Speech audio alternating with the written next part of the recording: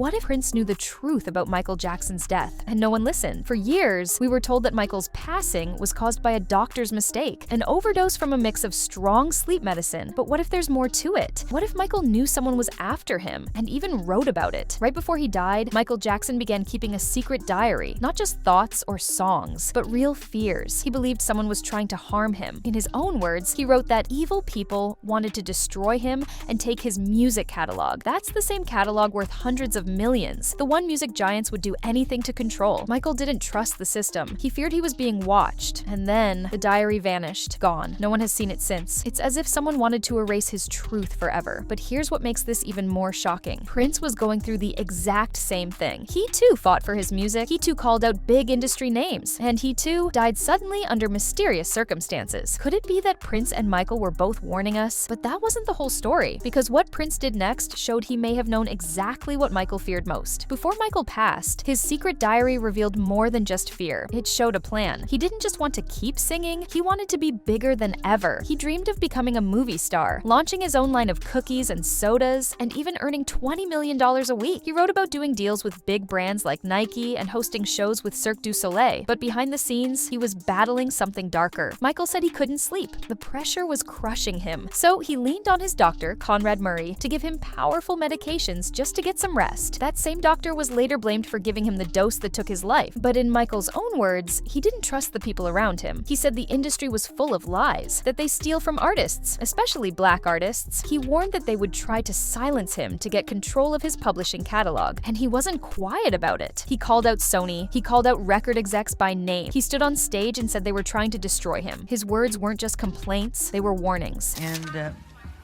it's been, the record companies really do conspire against their artists. They steal, they cheat, they do whatever they can, especially the black artists.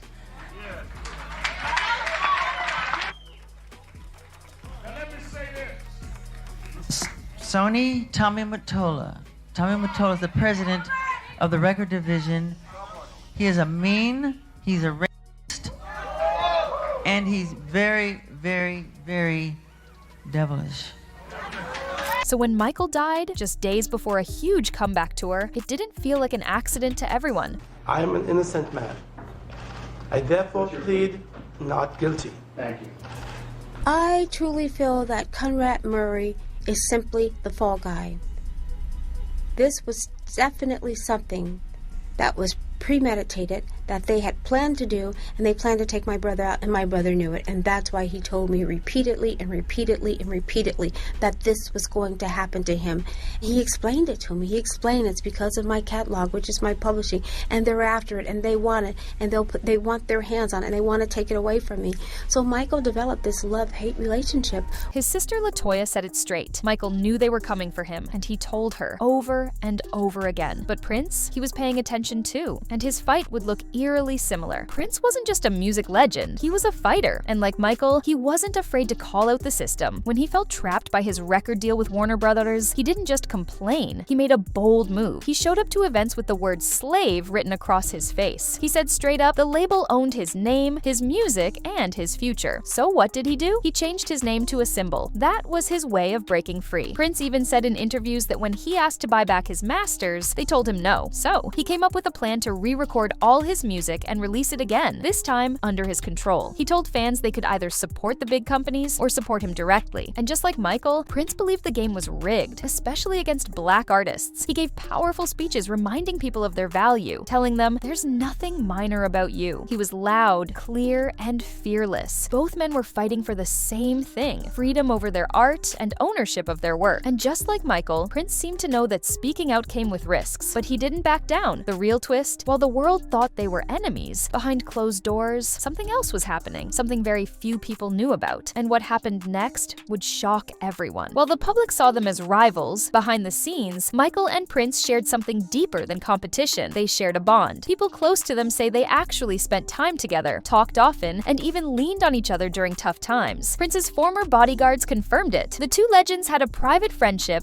away from the cameras. Reports say Michael visited Prince at Paisley Park, his famous home in in studio. They'd hang out, play games, and talk music. Michael even played his finished Dangerous album for Prince in his private studio, and Prince told him he loved it. These weren't two enemies. These were two icons who understood each other's struggle, but they kept it quiet. Why? Because the media wanted them to be enemies. The industry needed a rivalry to sell headlines. So while the public believed they were feuding, the truth was far more personal and powerful. In fact, Prince once told a friend that Michael called him just to give him advice and called him a legend. And after Michael's death, Prince started performing Don't Stop Till You Get Enough during his shows, a silent tribute to someone he clearly cared about. So if they were so close, what did Prince really know about Michael's final days? And when it came time for Prince's own end, was it really just coincidence? Because what happened next only made things more suspicious. When news broke of Michael Jackson's death, Prince didn't just move on, he shut down. According to broadcaster Tavis Smiley, Prince was in rehearsal at Paisley Park when he heard. He immediately canceled everything, sent his band home, and locked himself in his room for days. No phone calls, no music, no public statements, just silence. I never said this publicly. When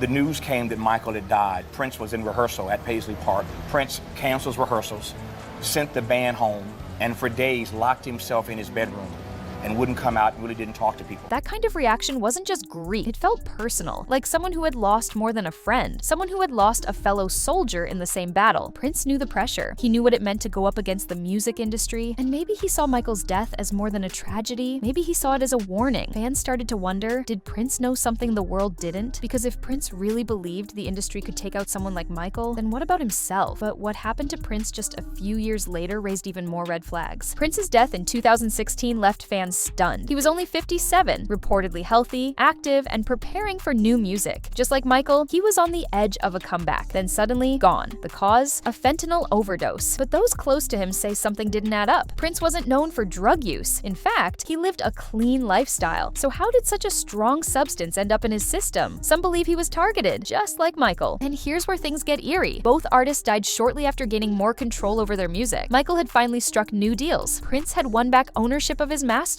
And then silence. Two legends, two sudden deaths, both surrounded by mystery, both after fighting powerful systems. But that's not all, because there was one object Michael left behind that might have held every answer, and it's been missing ever since. That missing piece? Michael Jackson's secret diary. He started writing it just weeks before his death. Inside, he detailed his dreams, fears, and, most importantly, his suspicions. He wrote about people trying to ruin him, take his catalog, and silence his voice. But after he died, the diary vanished. No official trace, no public record. It was like someone wanted to erase his final words. Fans and family believe the diary held names, plans, and proof of what he feared. If that's true, then someone had a lot to lose if those pages ever surfaced. And here's the kicker, no one ever found it. Not investigators, not the media, not even those closest to him. It simply disappeared. Was this just bad luck, or was someone making sure Michael's truth stayed buried? And if Prince knew what was inside that diary, did he try to protect Michael's message? Or maybe, just maybe, he left a message of his own. Some believe Prince did leave behind a message, just not in the way you'd expect. After Michael's death, Prince started performing Michael's songs during his concerts. For someone who was seen as a rival, that was a powerful move. It wasn't just a tribute, it felt like a silent signal, a way of saying, I hear you, I know. In interviews, Prince spoke about owning his masters, avoiding contracts, and even hinted at threats from the industry. He didn't name names, but his warnings were clear. He once said, if you don't own your masters